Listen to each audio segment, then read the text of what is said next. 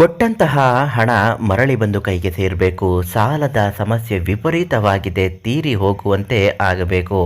ಇನ್ನು ಮೂರನೆಯದಾಗಿ, ಹಣದ ಸಮಸ್ಯೆ ಹೆಚ್ಚಿದ್ದಾಗ ಅದನ್ನು ಮನೆಯಲ್ಲಿಯೇ ಪರಿಹಾರ ಮಾಡಿಕೊಳ್ಳಬೇಕಾಗುತ್ತದೆ. ಏನು ಮಾಡಬೇಕು ಗುರುಗಳೇ, ಹಣಕಾಸಿನ ವಿಚಾರದಲ್ಲಿ ಸಾಕಷ್ಟು ನೊಂದಿದ್ದೇವೆ ಅನ್ನುವುದಾದರೆ ತೆಂಗಿನಕಾಯಿಯಿಂದ ಈ ಪುಟ್ಟ ಪರಿಹಾರ ಮಾಡಿದ್ರೆ ಕೇವಲ ಒಂದು ವಾರದಲ್ಲಿ ಕೊಟ್ಟಂತಹ ಹಣ ಬರುತ್ತೆ. ಸಾಲದ ಸಮಸ್ಯೆ ಮುಕ್ತಾಯವಾಗುತ್ತೆ. ಬೇಗ ದುಡ್ಡು ಬೇಕಂದ್ರೂ ಹಣಕಾಸಿನ ಹರಿವು ಹೆಚ್ಚಾಗುತ್ತೆ. ಅದು ಹೇಗೆ ಮಾಡಬೇಕು ಅಂತ ಇವತ್ತಿನ ಮಾಹಿತಿಯಲ್ಲಿ ತಿಳಿಸಿಕೊಡ್ತೀನಿ. ಅದೃಷ್ಟಧಾರೆ ಫೇಸ್ಬುಕ್ ಪೇಜನ್ನು ಮೊದಲು ಫಾಲೋ ಮಾಡಿ. ಹಾಗೂ ನಿಮ್ಮ ಕಷ್ಟ, ಸಮಸ್ಯೆ, ದುಃಖ ಏನೇ ಇದ್ದರೂ ಪರಿಹಾರಕ್ಕಾಗಿ ಪಂಡಿತ್ ಶ್ರೀನಿವಾಸರಾವ್ ಗುರುಗಳಿಗೆ ಒಂದು ಫೋನ್ ಮಾಡಿ. ಪರಿಹಾರವನ್ನು ತುಂಬ ಚೆನ್ನಾಗಿ ಹೇಳ್ತಾರೆ. ಇವರೇ ಹೇಳಿರುವ ಹಾಗೆ, ಯಾವ ಮನೆಯಲ್ಲಿ ಹಣಕಾಸಿಗೆ ಕೊರತೆ ಇರುತ್ತದೋ ಅವರು ಸಾಲ ಮಾಡಿಕೊಂಡಿರ್ತಾರೆ. ಇನ್ನು ಕೆಲವರು ನಂಬಿಕೆಗೆ ತಕ್ಕ ಹಾಗೆ ಇವತ್ತು ನಾಳೆ ಕೊಡ್ತೀನಿ ಅಂತ ಭರವಸೆ ಕೊಟ್ಟವನಿಗೆ ಕೊಡುತ್ತಾರೆ. ಆದರೆ ಎಷ್ಟು ದಿನವಾದರೂ ದುಡ್ಡು ಕೈಗೆ ಬಂದು ಸೇರುವುದಿಲ್ಲ. ಈ ಒಂದು ತೆಂಗಿನಕಾಯಿ ಪರಿಹಾರ ತಂತ್ರವನ್ನು ಮಾಡಿಬಿಡಿ. ದುಡ್ಡು ಬಂದಂಥದ್ದು ಬಡ್ಡಿ ಸಹಿತ ಬರುತ್ತೆ. ಕೆಲವರಿಗೆ ದುಡ್ಡು ಕಾಸಿನ ವಿಚಾರದಲ್ಲಿ ಸಾಕಷ್ಟು ನೊಂದಿರುತ್ತಾರೆ. ಸಮಯಕ್ಕೆ ಸರಿಯಾಗಿ ದುಡ್ಡು ಬೇಕಾಗಿರುತ್ತೆ. ಮಕ್ಕಳ ಮದುವೆ ಮಾಡೋದಕ್ಕೋ ಅಥವಾ ಮಕ್ಕಳ ವಿದ್ಯಾಭ್ಯಾಸಕ್ಕಾಗೋ ಸಾಲ ಮಾಡಿ ಮನೆ ಕಟ್ಟುವುದನ್ನು ಅರ್ಧಕ್ಕೆ ನಿಲ್ಲಿಸಿ ಈ ಒಂದು ಕಾರ್ಯ ಕೆಲಸಗಳನ್ನು ಮಾಡುತ್ತಾ ಇರುತ್ತಾರೆ. ಆದರೆ ಇವತ್ತಿನ ಪರಿಸ್ಥಿತಿಯಲ್ಲಿ ಸಾಲ ಮಾಡದೆ ಯಾವುದೇ ಕೆಲಸಗಳು ನಡೆಯುವುದಿಲ್ಲ.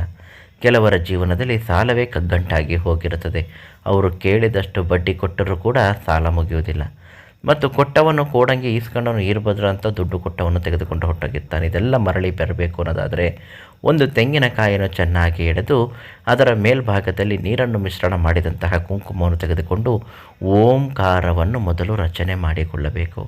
ಹೌದು, ಓಂಕಾರ ರಚನೆಯಲ್ಲಿ ಈ ಬ್ರಹ್ಮಾಂಡವೇ ಅಡಗಿದೆ. ಈ ಓಂಕಾರ ರಚನೆ ಮಾಡಿಕೊಂಡು ಇಷ್ಟ ದೇವರನ್ನು ಪ್ರಾರ್ಥಿಸುತ್ತಾ ಭಕ್ತಿಯಿಂದ ಕೈ ಮುಗಿಯುತ್ತಾ, ಯಾವುದೇ ರೀತಿಯ ಹಣಕಾಸಿನ ಸಮಸ್ಯೆಗಳು, ಒತ್ತಡದಿಂದ ನನ್ನನ್ನು ಪಾರು ಮಾಡುವಂತ ಕೇಳಿಕೊಂಡು 31 ಬಾರಿ ಪ್ರದಕ್ಷಿಣೆ ಮಾಡಿ ಇಳಿಯನ್ನು ತೆಗೆದು ನಂತರ ಆ ತೆಂಗಿನಕಾಯಿಯನ್ನು ಯಾವುದಾದ್ರೂ ಬಾವಿ ಹತ್ತಿರವೋ ಅಥವಾ ನೀರಿನ ಒಳಗೋ ವಿಸರ್ಜನೆ ಮಾಡಬೇಕಾಗುತ್ತೆ. ಎಷ್ಟೋ ಜನರು ಕೇಳ್ತಾರೆ, ಬಾವಿನೂ ಇಲ್ಲ, ನೀರು ಇಲ್ಲ, ಕೆರೆನೂ ಇಲ್ಲ, ಏನೂ ಇಲ್ಲ ಗುರುಗಳೇ, ನಾವಿರೋದು ಬೆಂಗಳೂರು ಅಂತ ಮಹಾನಗರ ಸಿಟಿಯಲ್ಲಿ ಅಂತ ಕೆಲವರು ಹೇಳ್ತಾರೆ. ಹೌದು, ಇಂತಹ ಪರಿಸ್ಥಿತಿ ಇದ್ದಾಗ ನೀವೇನು ಮಾಡಬಹುದು, ಮನೆ ಹತ್ತಿರ ಇರುವಂತಹ ಯಾವುದೋ ಒಂದು ಅರಳಿ ಮರದ ಬುಡದಲ್ಲಿ ಇಡಬಹುದು. ಹೊರಗಡೆ ತೆಂಗಿನ ಮರ ಶೋಷಣೆ ಸಾಕುತ್ತಿದ್ದರೆ ಆ ತೆಂಗಿನ ಮರದ ಬುಡದಲ್ಲಿ ನೀವು ಅದನ್ನು ಕಟ್ಟಿಟ್ಟು ಬರಬೇಕು.